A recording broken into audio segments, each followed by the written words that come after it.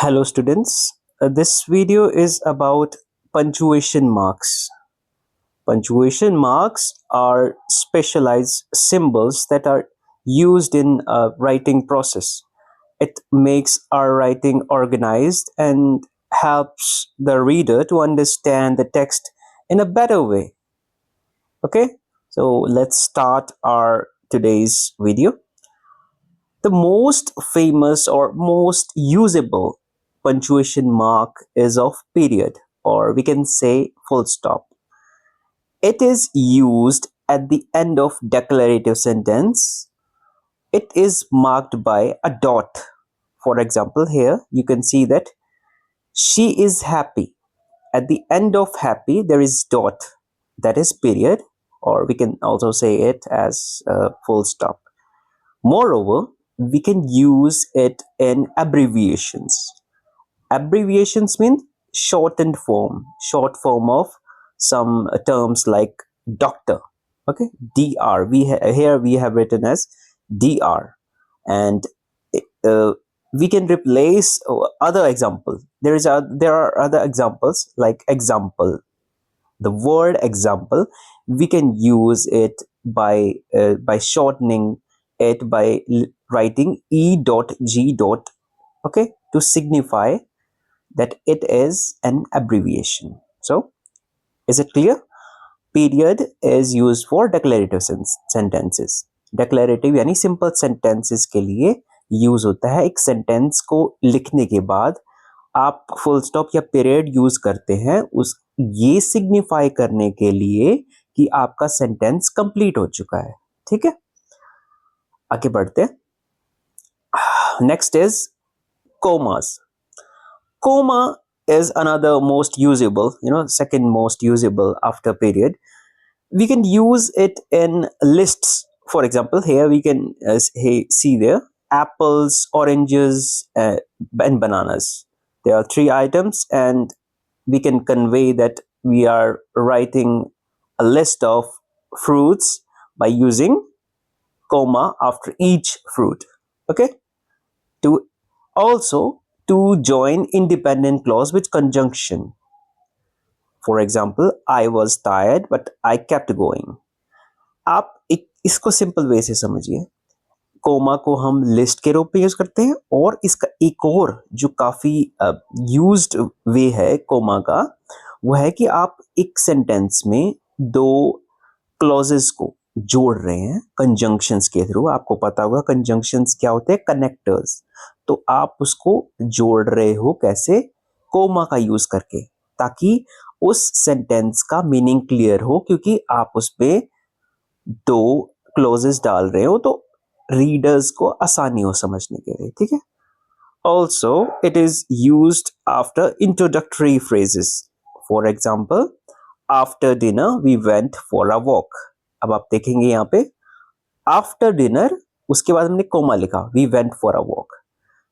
हमने क्या किया, जो इंट्रोडक्टरी फ्रेज यानी जो सेंटेंस की स्टार्टिंग का फ्रेज था, उसको जो नेक्स्ट मीनिंग है, जो नेक्स्ट जो फ्रेज है या हम क्लोज कहेंगे, उसके साथ अच्छे वे में कनेक्ट करने के लिए या फिर उसको सेग्रीगेट करने के लिए कोमा यूज करेंगे. कोमा का यूज बहुत को मतलब काफी आसान है, आप आसानी से कर पाएंगे. नेक्स्ट है हमारा apostrophes. Apostrophes are basically used to show possession of things, anything which is typically a possession. For example, Sarah's book, या Ram's book, या फिर Ram's horse, या Ram's dog. ठीक है, यानी एक इंसान की कोई पोजेशन या कोई चीज होगी. ठीक है, उसको दर्शाने के लिए हम जो हमारा नाउन है उसके बाद हम क्या करेंगे, अपोस्ट्रोफी का साइन बनाएंगे. यहाँ पे मेंशन है, आप देख सकते हैं, यहाँ पे जितने भी पंक्चुएशन मार्क्स है उनके बाद हमने ब्रैकेट में सारे पंक्चुएशन मार्क्स के सिंबल्स लिख रखे हैं. ठीक है, तो आप देखेंगे साराज बुक, सारा के बाद आप हमने अपोस्ट्रोफी का साइन यूज किया है और एस यूज करके बुक बताया है कि ये दर्शाने के लिए कि ये सारा की बुक है. ठीक है, और उसके अलावा हम ये भी बता सकते हैं कि अपोस्ट्रोफी का एक यूज ये भी है कुछ फॉर्म्स को हम शॉर्ट कर देते हैं, ठीक है, जैसे डोंट, डू नॉट को हम डोंट लिख देते हैं, डज नॉट को हम डजंट लिख देते हैं, ठीक है, डिड नॉट को हम डिडंट लिख देते हैं। तो इसको भी हम शॉर्ट करने के लिए एपोस्ट्रोफी का यूज करते हैं, जो कि काफी इजी है, आपने अपनी रीडिंग्स में देखा होगा काफी, ठीक है। Moving forward, next is colons and semicolons. Colons का बेसिकली यूज हम लिस्ट में करते हैं और एक्सप्लेनेशन के लिए करते हैं, जैसे for example she had one goal, और वो क्या है, टू विन, ठीक है। तो हमने कॉलन का यहां पर यूज किया है एक्सप्लेनेशन के तौर पे, ठीक है। सेमीकॉलन का हम यूज करते हैं दो या फिर दो से ज्यादा इंडिपेंडेंट क्लोजेस को जोड़ने के लिए, ठीक है। बेसिकली वैसे तो आपको एक बात बता देता हूं मैं कि सेमीकॉलन का यूज पहले के कंपैरिजन में अब काफी कम हो चुका है। लोग सेमीकॉलन की जगह कोमा का यूज करने लगे हैं, पर आपको इसका मीनिंग समझ आना चाहिए, आपको पता होना चाहिए कि एक्चुअल में इसका यूजेज कहाँ है, ठीक है। तो इसका मैंने बता दिया कि दो इंडिपेंडेंट क्लोज के मतलब बीच में आप यूज कर सकते हैं, जो कि ज्यादा अलग नहीं है, ठीक है। ज्यादा अलग का इन द सेंस कि आपको एक अलग सेंटेंस स्टार्ट करने की जरूरत नहीं है। फुल स्टॉप का मतलब मैं आपको बताता हूँ, जो पीरियड होता है उसका मतलब होता है लॉन्ग पॉज, यानी वो एक पूरे एक सेंटेंस में हम एक आइडिया को लिखते हैं, वो आइडिया खत्म हो जाता है, हम नेक्स्ट सेंटेंस पे मूव करते हैं, नेक्स्ट सेंटेंस शुरू करते हैं, पर सेमीकोलन में वो आइडिया जुड़ा है। जैसे इस एग्जांपल को देखिए आप, आई वॉज टायर्ड और उसके बाद आई केप्ट गोइंग। उन्होंने ये बताया कि मैं थका हुआ था पर मैं चलता रहा, ठीक है। हमें नए सेंटेंस की शुरुआत करने की जरूरत नहीं पड़गी, हमने सेमीकोलन का यूज करके उसी सेंटेंस में आगे की बात लिख दी, जो कि उसी से बहुत रिलेटेड थी, अलग कुछ नहीं था, तभी हमने यहाँ पे फुल स्टॉप यूज नहीं किया, ठीक है। नेक्स्ट है हमारा कोटेशन मार्क्स।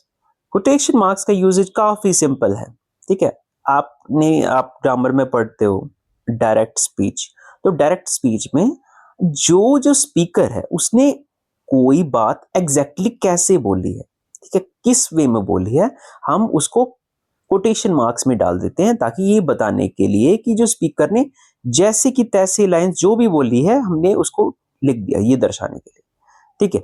और इसका हम क्या यूजेज करते हैं, हम जैसे कोई राइटिंग, कोई बुक हो गई, आपने देखा होगा कि आप लिटरेचर के आंसर लिखते हैं, तो उसमें आप पोएम्स या फिर कोई भी टेक्स्ट हो गया, जैसे पोएम्स हो गया, प्लेज हो गए, नॉवेल्स हो गए, तो हम उसको इन्वर्टेड कॉमास में लिखते हैं, रीडेबिलिटी, यानी ये रीडर को ये बताने के लिए कि ये टेक्स्ट है, ठीक है।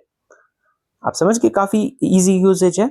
और इसका यूजेज ये भी हम कोटेशन मार्क्स एक जैसे हम यूज करते हैं कि महात्मा गांधी ने क्या कहा था, ठीक है, कि एग्जैक्ट उन्होंने उनका कोई कथन हो गया, उनका कोई कोट हो गया, जो आपने देखा होगा कोट यूज करते हैं हम, ठीक है, तो उसको हम कोटेशन मार्क्स में लिखते हैं, ठीक है।